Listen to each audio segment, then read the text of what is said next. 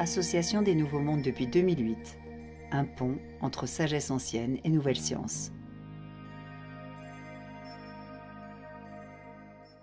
Bonjour à toutes et à tous. Aujourd'hui, nous avons le plaisir de recevoir le physicien Philippe Guillemant. Reconnu internationalement pour ses nombreuses recherches, il est également reconnu du grand public pour sa théorie de la double causalité qui vient bouleverser notre conception de l'espace et du temps. Mais Philippe, c'est aussi l'un des empêcheurs de tourner en carré de la science matérialiste.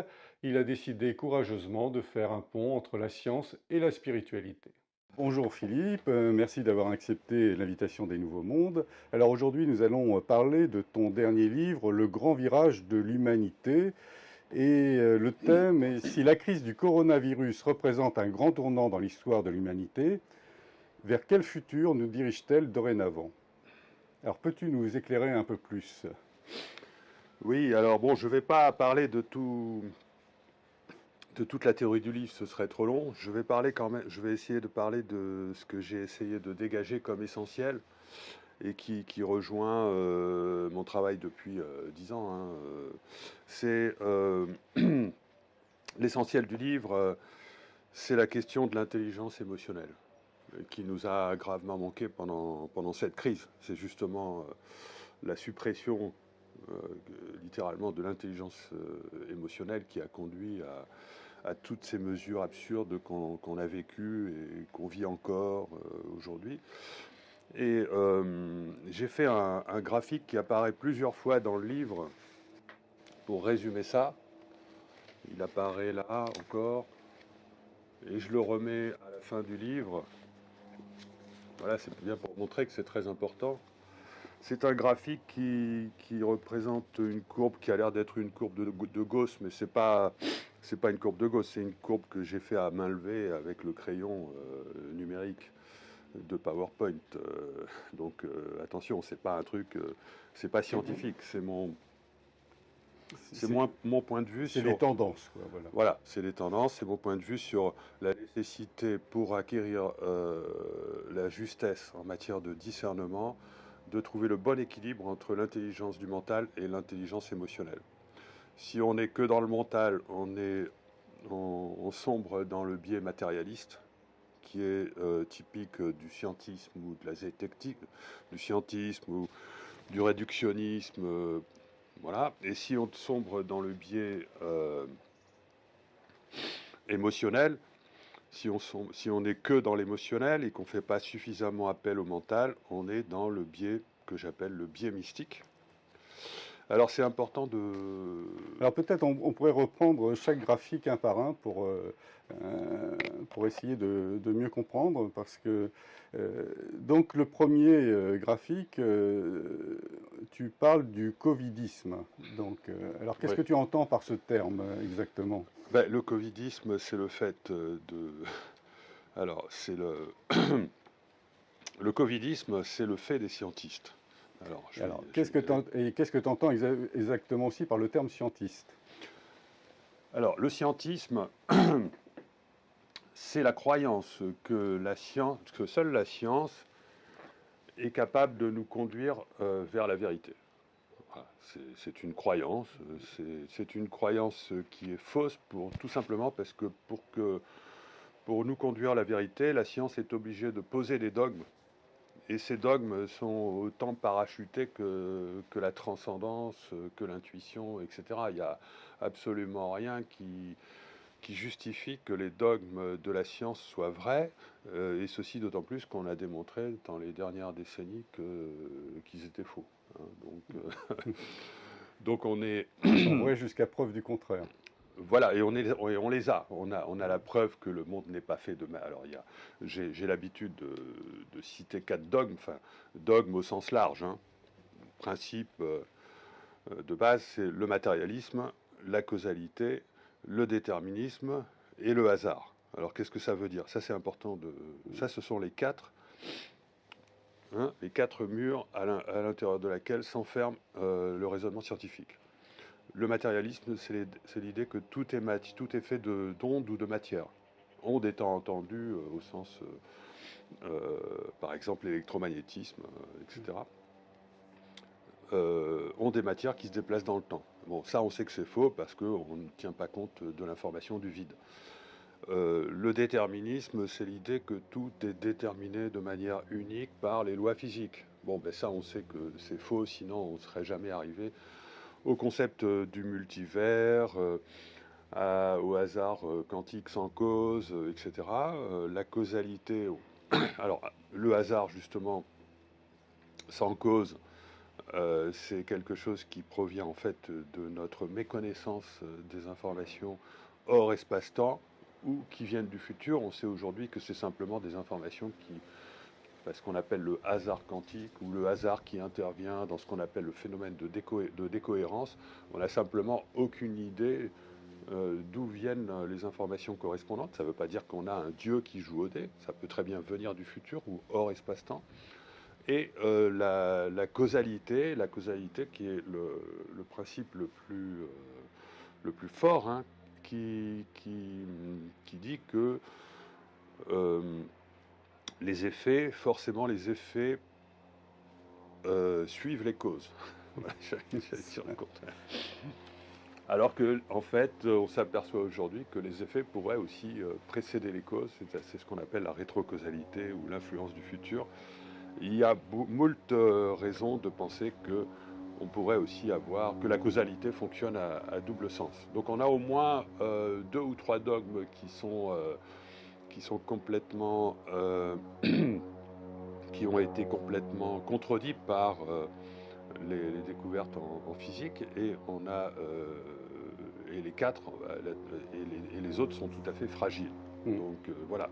Donc on a moult raisons de raisonner, d'essayer de raisonner en dehors de ce cadre, et donc en faisant intervenir des informations qui, au-delà de la science, hein, en faisant intervenir par exemple toutes les anomalies qu'on peut observer dans différents domaines. Mais bon, donc ça veut dire qu'il faut apprendre pour accéder à la vérité, hein, donc finalement pour avoir le meilleur discernement possible, il faut apprendre à sortir de la boîte du mental.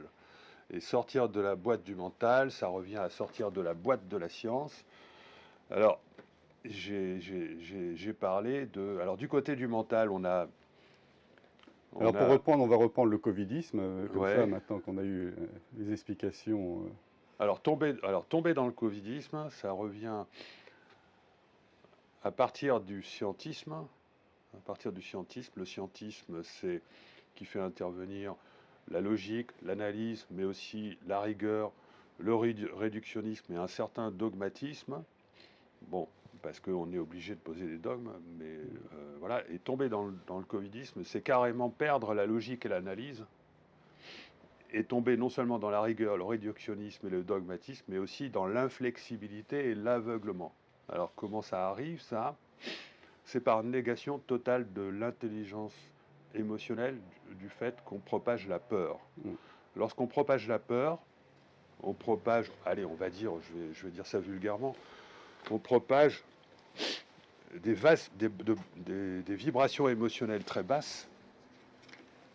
Donc lorsqu'on propage la peur, on propage des vibrations très basses qui, en quelque sorte, empêchent l'intelligence émotionnelle d'agir, qui suppriment littéralement l'intelligence émotionnelle. Lorsqu'on est...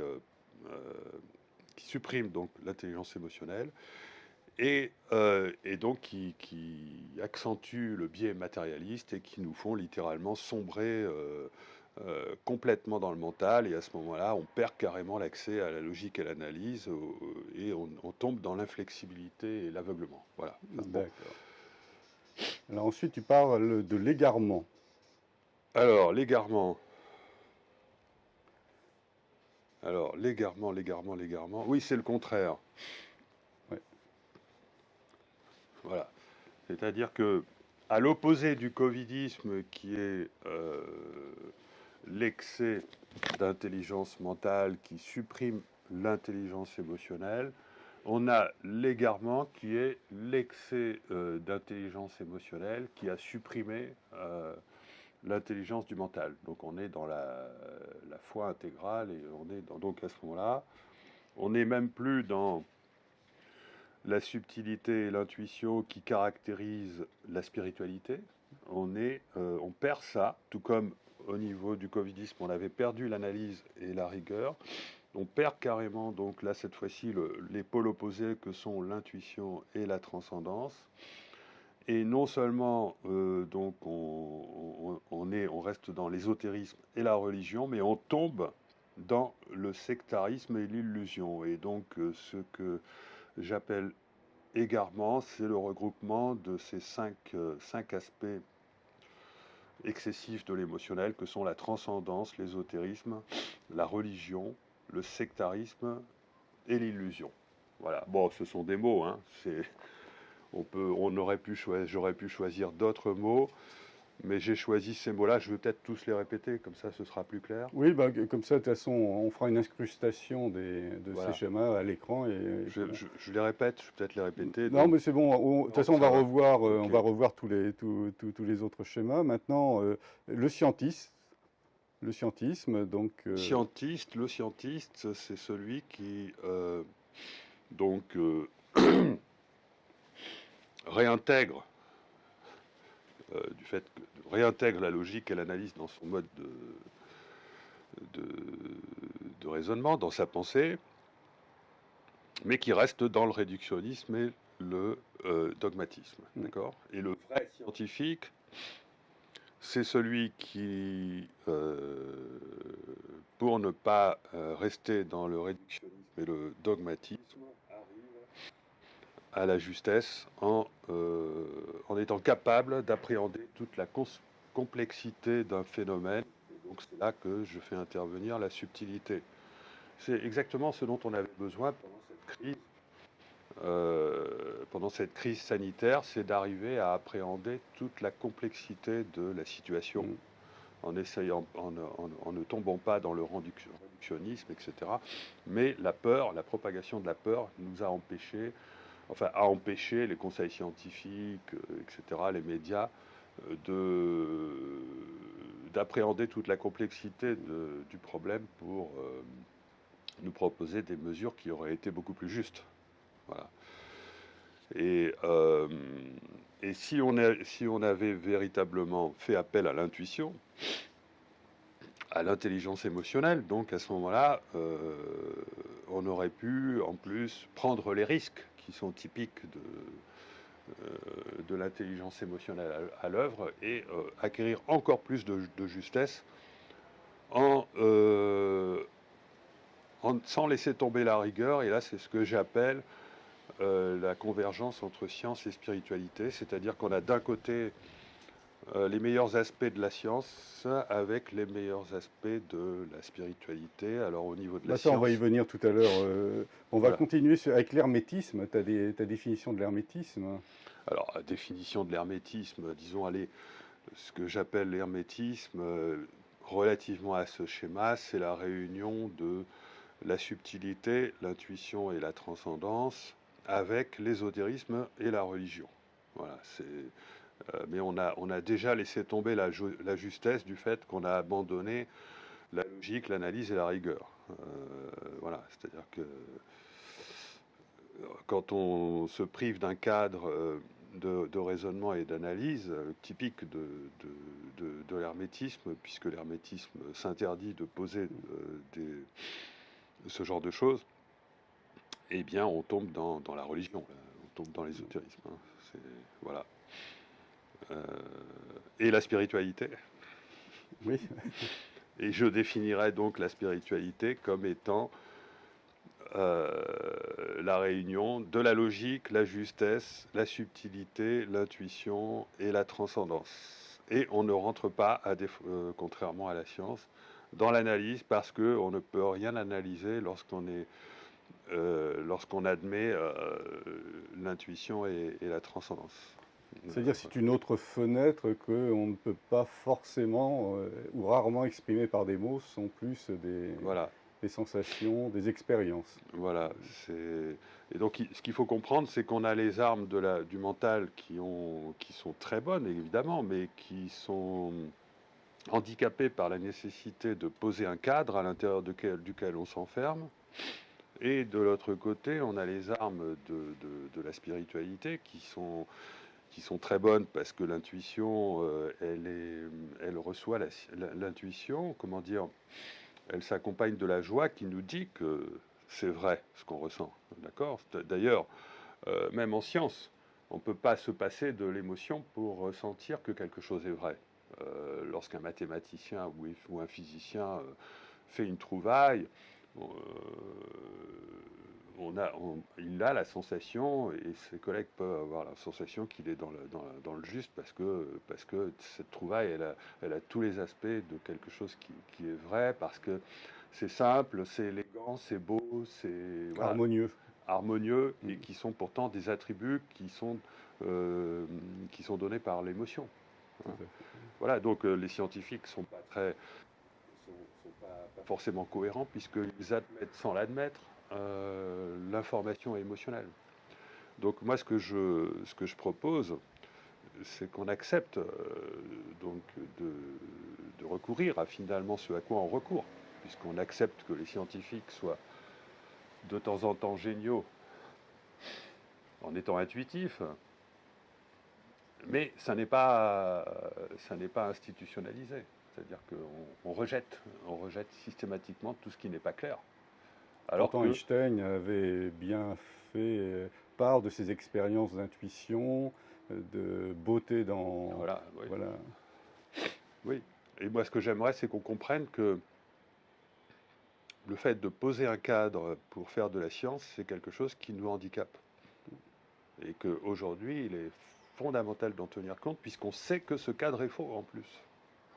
Donc on le garde, pourquoi? Alors, pourquoi est-ce qu'on garde ce cadre scientifique? Parce que ce cadre, il est indispensable. Alors je rappelle le cadre, hein, le matérialisme, le déterminisme, la causalité, le hasard. Il est indispensable pour poser des équations, pour faire fonctionner les équations. D'accord? Le hasard, il est indispensable, par exemple, à la physique statistique. Hein. La causalité est indispensable à toute équation qui inclut le paramètre temps. Parce qu'une équation dans le temps, c'est une équation qui va calculer le futur à partir du présent ou du passé, et surtout pas l'inverse. Donc on s'interdit de poser des conditions finales.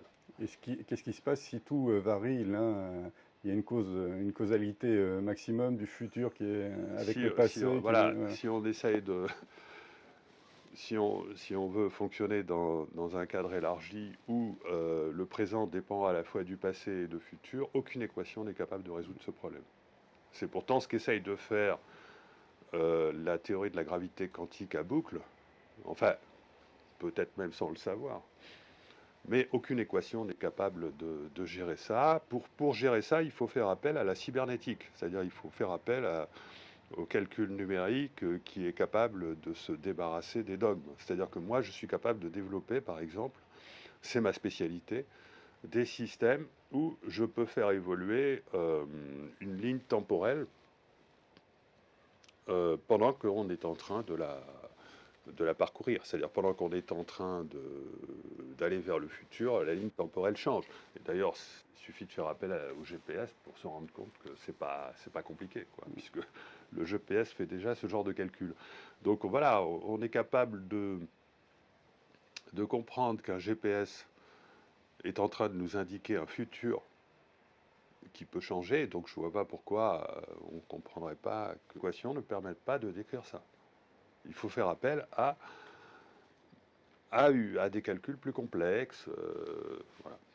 Alors, et on arrive donc au dernier schéma de cette page. Ce que devrait être la science aujourd'hui ou demain, avec donc l'équilibre entre la science et la spiritualité. Voilà, c'est ça. C'est-à-dire qu'on peut conserver la rigueur tout en incluant la transcendance.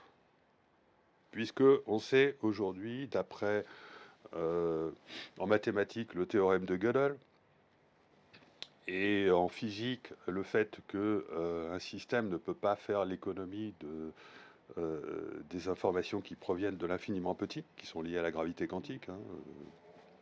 On ne peut pas faire l'économie des informations de l'infiniment petit pour déterminer l'avenir d'un système. Voilà, on le sait. Simplement, on ne le regarde pas en face à cause de ce que je disais, les équations qui ne peuvent pas tenir compte de ça. Donc, on est obligé de tenir compte du fait qu'il faut utiliser des modèles qui font appel à la rigueur, tout en sachant que ces modèles sont faillibles, quoi, que sont incomplets. Il faut travailler avec la notion d'incomplétude. Et si on travaille avec la notion d'incomplétude, ça veut dire qu'on est obligé d'envisager des informations extérieures à notre modèle, et donc qui, par définition, transcendent le modèle. Et ça veut dire qu'on a le droit de faire des hypothèses dessus. Or, aujourd'hui, la science s'interdit de faire des hypothèses sur tout ce qui peut transcender un modèle du fait qu'il a des failles, parce qu'elle s'interdit de voir les failles de ce modèle. Donc, ce qui devrait revenir, ma compréhension, c'est qu'il faudrait que la science autorise l'intuition, tout en gardant un cadre, un garde-fou, mais permettre aux gens de dire, eh ben, voilà mon hypothèse qui va intégrer des choses qu'on ne connaît pas encore, qu'on ne sait pas mesurer, mais qui existent. Voilà, c'est-à-dire que la science, aujourd'hui, elle n'autorise pas l'intuition parce qu'elle n'autorise pas que des hypothèses qui viennent de l'intuition et qui correspondraient à des informations qui transcendent le modèle qu'on utilise. Parce qu'elle ne veut pas voir que tout modèle a forcément des failles. Alors que si on accepte que tout modèle a forcément des failles, on peut les mettre en évidence, on peut dire, bon ben voilà, on sait qu'il y a telle faille, telle faille, telle faille, moi je les connais les failles. Et donc à ce moment-là, on regarde ces failles, on sort du dogme, on regarde ces failles et on dit, bon ben voilà, on va tenir compte de ce manque d'informations et on va faire des hypothèses sur ce manque des informations, sur ce manque d'informations. Ces hypothèses seront parachutées, mais on l'admet parce que on accepte que l'intuition du physicien puisse parachuter des informations justes. Par contre, la problématique, c'est que chaque scientifique qui veut faire part de son intuition risque d'être mis à l'écart de cette communauté dogmatique. Ce qu'il faudrait, c'est au contraire encourager les personnes, tout en gardant la rigueur, à faire part de leur intuition, parce que c'est les personnes qui sont tous les jours sur un problème, et forcément, à un moment, il y a des choses qui commencent à éclore. Oui, oui, bien sûr. Ouais. Bah, je prends mon exemple. Moi, j'ai proposé un modèle élargi qui fait appel à différentes... on n'est pas seulement dans un espace à 4 dimensions, on est dans un espace-temps à 10, voire 12 dimensions. Et j'ai fait appel à l'intuition pour rajouter des couches supplémentaires à l'espace-temps. Ceci devrait être admis. Pourquoi ça n'est pas admis? Parce qu'on reste dans le dogme qui veut nous interdire de considérer l'incomplétude de la physique actuelle. Dès qu'on sort de ce dogme, on accepte de considérer les failles, et donc à ce moment-là, on accepte de considérer sérieusement le modèle que je propose. Même s'il n'est évidemment pas rigoureux. Il ne peut pas être rigoureux. Il y a un cadre rigoureux, mais il y a un espace de liberté pour dire, voilà ce qui me semble à l'origine. Je ne peux pas le prouver, voilà ce que je ressens. Oui. Je pense que beaucoup de scientifiques le font en cachette chez eux, tout ça. Bien sûr. De toute façon, ce qui justifie ça, ce sont toutes les anomalies. Hein. Les anomalies, j'en ai cité 6 qui ont été explorées ou validées scientifiquement, ou reconnues comme réelles. Donc j'ai cité les expériences de mort imminente, les états de conscience modifiés, les sorties de corps, les ovnis, les perceptions extrasensorielles et les synchronicités et coïncidences étranges. Voilà. Tous ces 6, il y en a d'autres. Hein, il y a d'autres. Je pourrais parler de la médiumnité, je pourrais parler de... Voilà. Ces 6 anomalies ont soit été reconnues comme véridiques, correspondant à des faits réels attestés par des autorités, Pentagone dans le cas des ovnis, etc., soit explorées scientifiquement depuis des décennies, mais on colle là-dessus le mot parapsychologie, et du coup, hop, interdit d'y aller. Donc, bon. J'avais entendu une phrase... J'ai honte de vivre dans un monde où les scientifiques sont aussi... c'est incroyable, j'arrive pas à comprendre ça. J'avais entendu une phrase quand j'étais enfant qui m'avait marqué, et cette personne disait « La superstition d'aujourd'hui sera la science de demain ». Ben évidemment, évidemment, bien sûr. Donc ça va demander comment dire, des étapes progressives, mais il faut ouvrir ce cube. Ce que je voudrais qu'on arrive à comprendre, c'est que les scientifiques réductionnistes, dogmatiques, zététiciens, enfin, qui sombrent dans le covidisme, sont aussi ridicules que les allumés, les illuminés qui sombrent dans le grand n'importe quoi. C'est pareil. Je veux dire, quelle est la différence entre l'aveuglement et l'illusion? Ce sont des extrêmes. Je crois qu'il est plus facile d'être dans un extrême plutôt que d'être dans Voilà. un juste milieu où on n'est pas entièrement d'accord avec l'un ni Voilà. avec l'autre. Mais c'est peut-être la sagesse aussi. Voilà, donc par exemple, quand un scientiste un peu trop réductionniste, donc un zététicien ou un covidiste, affirme des choses en se réclamant de la science, il est aussi ridicule que lorsqu'un illuminé affirme sa foi en Dieu ou je ne sais quoi, ou sa certitude de son contact avec les extraterrestres ou je ne sais quoi. C'est pareil, c'est la même dérive du mental ou de l'émotionnel, c'est la même dérive c'est la même absence de discernement. C'est exactement pareil. Donc on ne devrait pas se moquer de l'un plus que l'autre. C'est la même... voilà. Parce que au moins ça nous permettrait de rééquilibrer. Or on ne vit pas dans une société comme ça. On vit dans une société qui va allègrement sombrer dans le covidisme, comme c'est le cas aujourd'hui, et ne pas arriver à considérer que c'est complètement ridicule, alors que c'est aussi ridicule que si on était tous devenus des illuminés. Aujourd'hui, on peut dire, quand on voit les gens se balader dans la nature avec des masques, et que c'est encouragé par notre gouvernement, qu'on est tous devenus des illuminés. C'est équivalent. On est dans une société binaire, c'est-à-dire il faudrait qu'on essaie de modifier sur une logique floue, Oui. Avec des peut-être plutôt que du oui ou non. Il y a peut-être beaucoup de peut-être. On a le libre arbitre, ça sert à quoi? Le libre arbitre, ça sert justement à tenir compte des deux côtés. Donc, par exemple, on va mettre son masque quand on va pénétrer dans une boutique, ou alors si on est à l'extérieur, à l'intérieur d'une foule. Ok, ça paraît logique. Mais lorsqu'on est tout seul à l'intérieur d'une forêt ou sur la plage, en plein vent, en plein Mistral, franchement, quand je vois des gens qui continuent de mettre le masque, je m'inquiète sur l'avenir de l'espèce humaine, quand on voit qu'il y en a autant. C'est assez... c'est une croyance dans la science, c'est aussi une peur certainement, et peut-être aussi un manque de capacité d'analyser par soi-même les faits. De faire confiance, parce qu'on devient croyant dans la science, c'est-à-dire on n'a plus moyen de vérifier. C'est ça, voilà. C'est l'équivalent de la religion. La science a reproduit la religion en nous faisant aboutir au même système qui nous incite à nous discipliner, puisque en fait, que ce soit... Je préfère pas parler de science, mais le scientisme, puisqu'on est victime du scientisme. La vraie science, moi j'y crois. Mais le scientisme a reproduit la religion et pour aboutir au même système de pouvoir, c'est-à-dire de contrôle sur les peuples, sur les foules. On voit aujourd'hui où nous mène l'intelligence artificielle. L'intelligence artificielle, elle est instrumentalisée par les pouvoirs financiers pour nous conduire vers une société de contrôle numérique.